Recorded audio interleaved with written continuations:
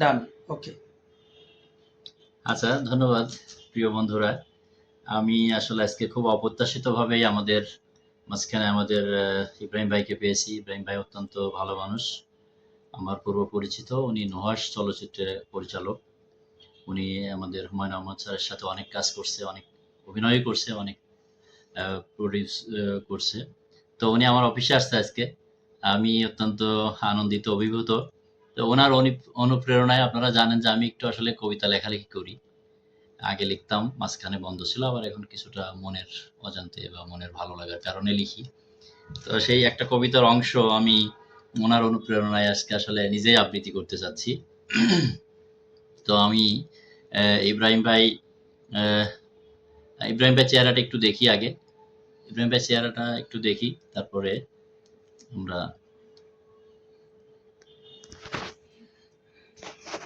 হ্যাঁ, এই যে আমাদের ইব্রাহিম ভাই, উনি আসছে আমার এখানে। উনি আমাকে যথেষ্ট অনুপ্রেরণা দিয়েছেন। আমি এই কারণে সাহস করলাম।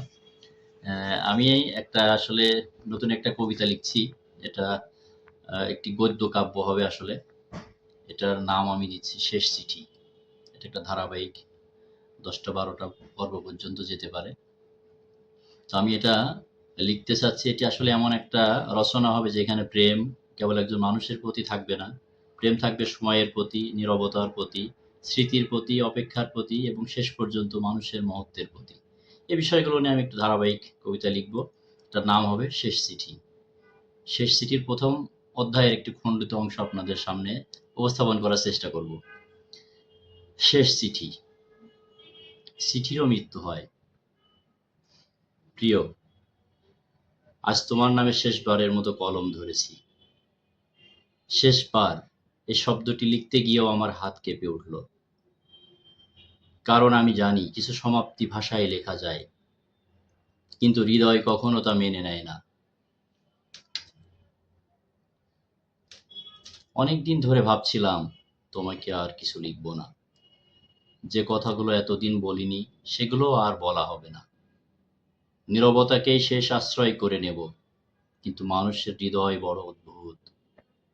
যে কথা সে মুখে বলতে পারে না, একদিন সেই কাগজের কাছে মাথা নত করে। তাই লিখছি।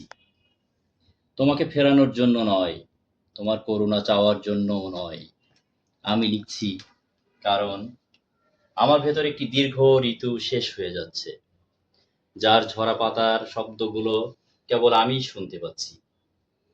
জানো, পৃথিবীতে সবচেয়ে নিঃসঙ্গ দৃশ্য কোনো নির্জন পথ নয়। সবচেয়ে নির্জন নিঃসঙ্গ দৃশ্য হলো একটি অসমাপ্ত চিঠি, যেখানে সম্বোধন লেখা আছে অথচ প্রাপকের কাছে পৌঁছানোর আর কোনো পথ নেই। আমি জানি এই চিঠি হয়তো কোনোদিন তোমার কাছে পৌঁছাবে না, তবু লিখছি। কারণ মানুষের জীবনে এমন কিছু প্রার্থনা থাকে যা ঈশ্বরের উদ্দেশ্যে নয়, নিজের হৃদয়কে শান্ত করার জন্য করা হয়। এই চিঠিটিও তেমনই একটি প্রার্থনা। তুমি কি জানো, স্মৃতিরও গন্ধ আছে। কিছু গন্ধ শিউলির মতো ভোরের আগে নীরবে ঝরে পড়ে। কিছু গন্ধ পুরনো বইয়ের পাতায়, পুরনো বইয়ের পাতার মতো, যেখানে সময় ধুলো হয়ে জমে থাকে। আর কিছু গন্ধ একজন মানুষ চলে যাওয়ার পরও বহু বছর ধরে হৃদয়ের ভেতর ঘুরে বেড়ায়। তোমার স্মৃতির গন্ধ ঠিক তেমন। আমি যতবার ভুলতে চেয়েছি ততবার মনে হয়েছে ভুলে যাওয়া আসলে স্মৃতির বিপরীত নয়, স্মৃতিরই আরেকটি গভীর রূপ। কারণ মানুষ যাকে সত্যিই ভুলে যায় তাকে আর ভুলে যাওয়ার চেষ্টা করতে হয় না। আজ এতদিন পরে বুঝেছি ভালোবাসা মানুষকে একত্রে রাখার নাম নয়। ভালোবাসা হলো দুটি আত্মা যারা একে অপরের ভেতরে এমন ভাবে বাস করে যে দূরত্বও তাদের আলাদা করতে পারে না।